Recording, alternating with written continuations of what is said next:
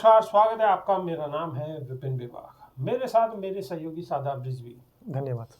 अब हम आपको गोदी मीडिया की एक स्पेशल खबर सुनाते हैं, जो खबर आपको दर्शाएगी, दिखाएगी, बताएगी कि इंडिया गठबंधन टुकड़े टुकड़ों में पट चुका है। अंदर अंदर उसमें कई फाड़ हो चुकी हैं और अब उनमें एकता नाम की कोई चीज नहीं रही, गठबंधन नाम की कोई चीज नहीं रही। बस अब तो सब बिखर चुका है, तहस नहस हो चुका है।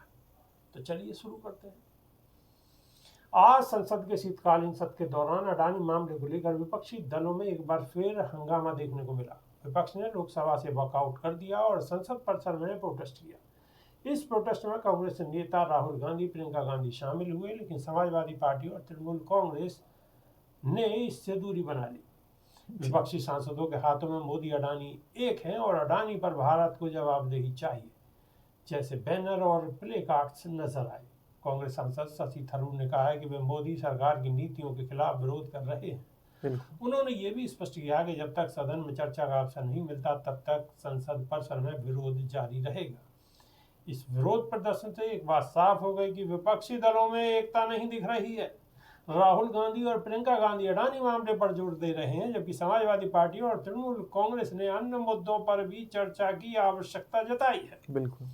इन दलों का कहना है कि संसद में महंगाई, बेरोजगारी, किसानों के मुद्दे और मणिपुर जैसी समस्याओं पर चर्चा होना जरूरी है। समाजवादी पार्टी ने लोकसभा अध्यक्ष से मुलाकात कर संबल हिंसा पर चर्चा की मांग की। सपा सांसद धर्मेंद्र यादव ने कहा है कि अडानी का मुद्दा उतना बड़ा नहीं है, ये गोदी मीडिया कह रहा है जी, जितना किसानों और संबल हिंसा का मामला है।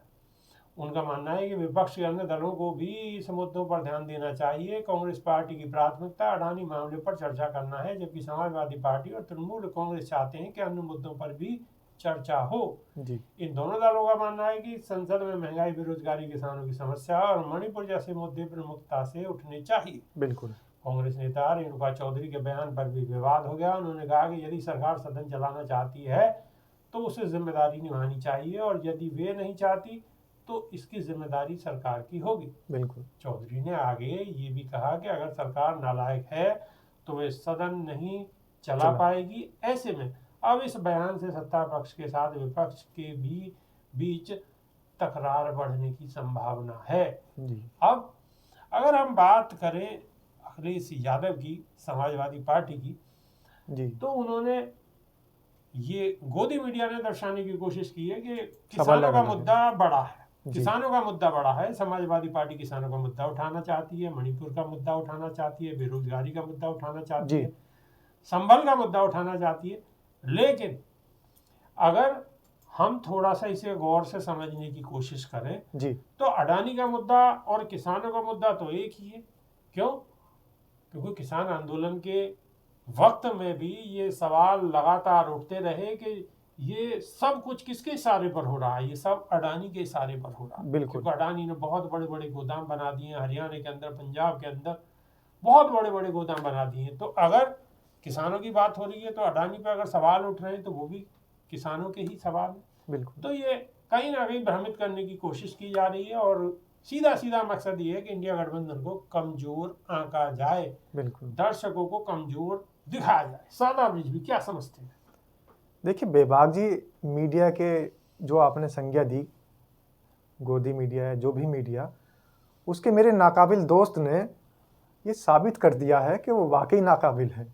क्योंकि उसके अंदर अगर काबिलियत होती तो वो इस तरीके की स्क्रिप्ट लिखने से पहले 10 बार ये सोचते कि मुद्दा देश का है। चाहे वो उत्तर प्रदेश के अगर विपक्ष के नेता हैं तो वो अपने प्रदेश की आवाज़ उठाएंगे, और अगर वो बंगाल, पश्चिम बंगाल से तृणमूल कांग्रेस के नेता हैं तो वो अपने क्षेत्र की आवाज़ उठाएंगे। और अगर लोकसभा में सदन की कार्यवाही होती है, सदन से देश के कोने कोने से सदस्य चयनित होने के बाद वहाँ पर आते हैं, तो वो अपने अपने क्षेत्र की आवाज़ उठाने के लिए आते हैं और अपने अपने क्षेत्र की समस्याओं से अवगत कराने के लिए माननीय स्पीकर महोदय को आते हैं। और साथ ही माननीय स्पीकर महोदय के माध्यम से वो सरकार को ये बताना चाहते हैं कि हमारे क्षेत्र में ये दिक्कत है, ये परेशानी है। तो नाकाबिल इसलिए कहा मैंने अपने मीडिया के साथी को कि नाकाबिल दोस्त ये समझना और ये जानकारी भूल गए कि जब लोकसभा के सदस्य चयनित होकर आते हैं, उनका काम अपने अपने क्षेत्र की समस्याओं से अवगत कराना होता है, ना कि वो किसी के सुर में सुर मिलाना जानते हैं।